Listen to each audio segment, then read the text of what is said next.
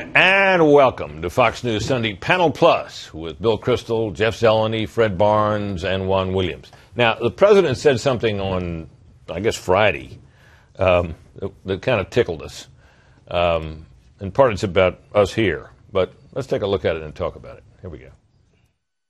Just in case some of your friends or neighbors or, Uncle Jim, who's a little stubborn and been watching Fox News and, he thinks that somehow I raised taxes. Let's just be clear. We've lowered taxes for middle-class families since I came into office. Well, that's interesting because certainly this campaign is going to be based in part upon, on the claim, the campaign by the Republican side, that the president is a big tax raiser. And there you hear him say it. You got to be crazy uncle, been watching Fox News. That's the only way you'd ever think he's a tax raiser. What about the factual matter here, Bill? I consulted with my Uncle Jim, and he's not on board President Obama's claim there. Aren't there some pretty big tax hikes in various pieces, especially in the Obamacare legislation for upper middle class families, I believe? Now he's accepted a payroll tax cut, which I assume is the real core of what he's claiming when he says he's cut taxes. He proposed it, actually. He proposed it and then compromised with the Republican Congress, and then they extended it for a second year.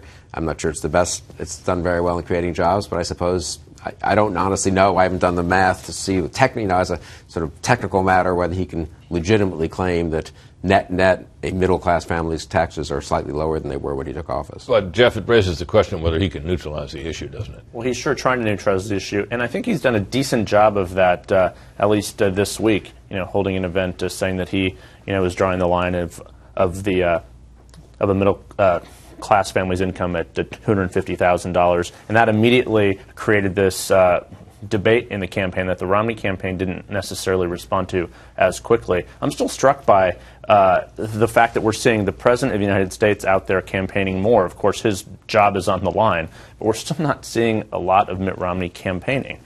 Some days he's not holding public events at all, and of course he has a lot of stuff going on, but on the tax issue specifically, Mitt Romney was not on camera that day talking at all about this idea. So, but back to the substance of it, the Obama campaign, the president is trying to fire up his base a little bit by mentioning Fox News. I mean, that's not anything surprising. You'll probably hear him say it a lot more, but his base needs to be fired up because some people aren't happy with him. Look, on the tax thing, I think Obama's right for now. But as Bill mentioned, when his health care plan goes into effect, if it does, and it will for at least a short period anyway, no matter what Republicans do, there are huge tax increases in there on medical devices, on individuals, on investors, and something like 21 tax increases. Then you have the Bush tax cuts that he wants to go back into effect, at least on a lot of small businesses and people making over $200,000. So while he's technically right at the moment, I think the Romney campaign will and should be talking about the tax increases that will automatically go into effect given what Obama's done so far. Well, most of the stimulus was tax cuts. I think people forget that. You can't even say the stimulus in political terms because it's so toxic. Nobody wants to deal with it. But that's the fact. If you look back at what the stimulus was made up of, most of it was tax cuts. And what the president says, there are 28. Yeah, I said 50-something, more than 50%. No, it was. More than half. That's what I've looked at, more than half. But let's not argue. The stimulus is toxic because it was unsuccessful. No, it's toxic because people believe it was unsuccessful. I think if you look at the fact that we have, in fact, added jobs, if you look at the rate of GDP, you'd have to say something changed the trajectory after that terrible recession experience that we had.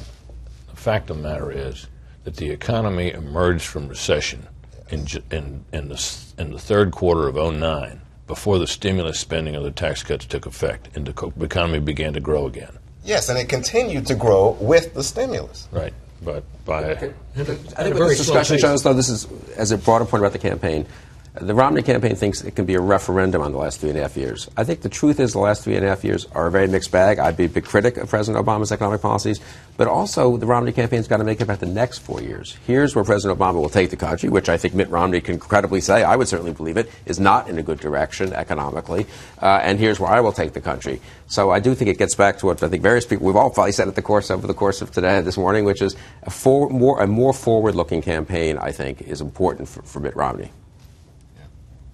We'll see if he does. Presumably he's going to get to one, at least starting at his speech at the Republican convention. Quickly, is he hanging back too much? Yes.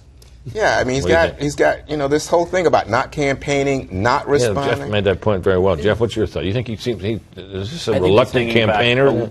A little bit too much, but his advisors also know that they wonder if too much of Mitt Romney is not exactly a good thing. When he's out there campaighning a lot, he steps on himself a fair bit. So one could also make the argument. So they got to keep this gaffe-prone idiot under wraps? I don't think an idiot at all. No, I don't think that at all. But when he does these photo ops, in small town settings, it's not necessarily his thing. So why not give bigger speeches? One a month? That's not too much to ask. Bill, last word.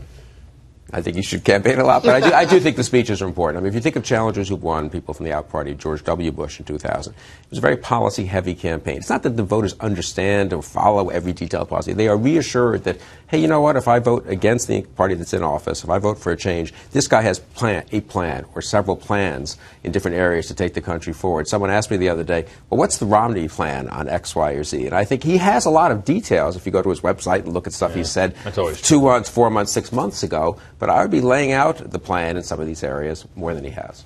Thank you, panel. Please check in with us throughout the week at foxnewssunday.com. And in the meantime, have a good week.